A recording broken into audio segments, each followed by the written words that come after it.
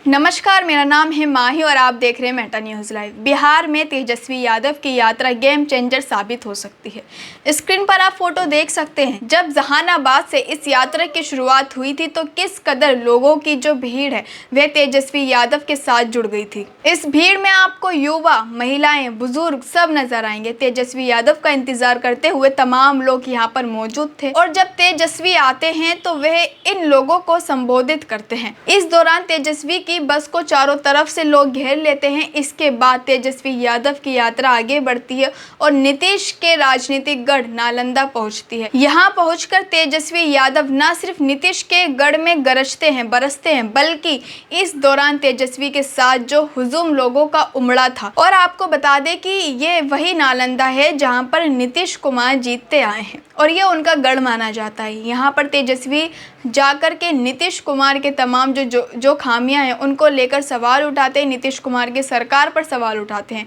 और बिहार की जनता से वादा करते हैं कि वही एक और तेजस्वी फतुहा के सामने आए। यहाँ पर भी जो लोगों का कारवां है वह लगातार तेजस्वी के साथ बढ़ता जा रहा है। जैसे जैसे तेजस्वी की यात्रा आगे बढ़ रही है वैसे वैसे हजारों लाखों की संख्या में ये जो भीड़ है वह बढ़ती जा रही है। इसके बाद तेजस्वी की यात्रा बख्तियारपुर पहुंचती है। वही बख्तियारपुर जो कि नीतीश कुमार का जन्म स्थान बताया जाता है। यहाँ पर तेजस्वी यादव की जो बस है उसको चारों तरफ से लोग घेर लेते हैं, यहाँ तक कि सड़कें तक ब्लॉक हो जाती हैं। इस तस्वीर को देखिए, बख्तियारपुर के बाद बाढ़ से ये तस्वीर सामने आई है जहाँ तेजस्वी यादव जब पहुंचे थे उस दौरान भी लोगों का काफिला लगातार तेजस्वी को सुनने के लिए, तेजस्वी से मिलने के लिए बढ़ता जा रहा था। इसके बाद ये आगे पहुंचती हैं मोकामा जो आनंद सिंह का गढ़ है, बाहुबली नेता आनंद सिंह का गढ़ है, जो कभी आरजेडी के पार्टी में हुआ करते थे लेकिन अब जेडीयू के साथ उनका उठना बैठना शुरू हो गया है।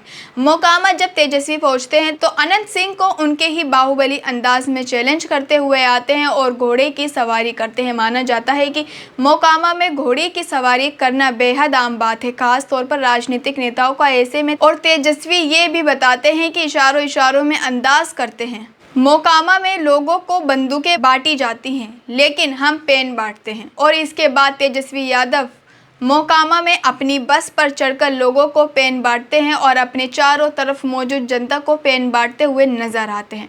मोकामा से बढ़ते हुए यात्रा तेघरा पहुंचती है। तेघरा के बाद बेगूसराय पहुंचती है, खगड़िया पहुंचती है, परबत्ता, सिंहेश्वर और आखिर में ये यात्रा मधेपुरा पहुंचती है। इन तमाम जगहों से तेजस्वी यादव की बिहार अधिकारी यात्रा अब तक गुजर चुकी है। इन जिलों में तेजस्वी यादव ने कई विधानसभाओं को कवर किया है। माना जा रहा है कि करीबी 27% विधानसभाएं तेजस्वी यादव कवर करके वापस लौटेंगे। इसके बाद तेजस्वी की यात्रा सहरसा, सुपौल, समस्तीपुर होते हुए वैशाली पहुंचेगी और वैशाली में इस यात्रा का समापन हो जाएगा। दोस्तों, तेजस्वी यादव की ये जो यात्रा है बिहार अधिकार यात्रा, ये उन जिलों को कवर कर रही है जहां पर वोटर अधिकार यात्रा नहीं जा पाती है।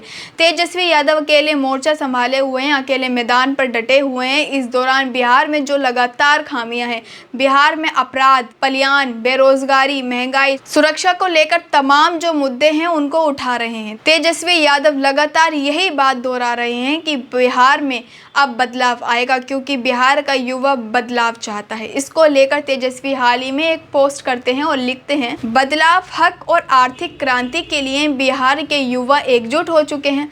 जो मुख्यमंत्री युवाओं के सपनों, अपेक्षाओं और उम्मीदों से वाकिफ ना हो वो उनके लिए हितकारी नीतियां बना ही नहीं सकता। ऐसे मुख्यमंत्री जो रिटायर्ड अधिकारियों और रिटायर्ड नेताओं से घिरे हों वो कभी भी छात्रों, युवाओं की आकांक्षाओं को नहीं समझ सकते। दोस्तों, तेजस्वी यादव इस दौरान युवाओं के हक की बात कर रहे हैं, महिलाओं की सुरक्षा की बात कर रहे हैं, साथ ही साथ जो बुनियादी सुविधाएं हैं सरकार की तरफ से लोगों को दी जानी चाहिए थी उस पर बात कर रहे हैं। तेजस्वी यादव की यात्रा लगातार बढ़ती जा रही है और उसके साथ लाखों लोग जुड़ते रहे हैं।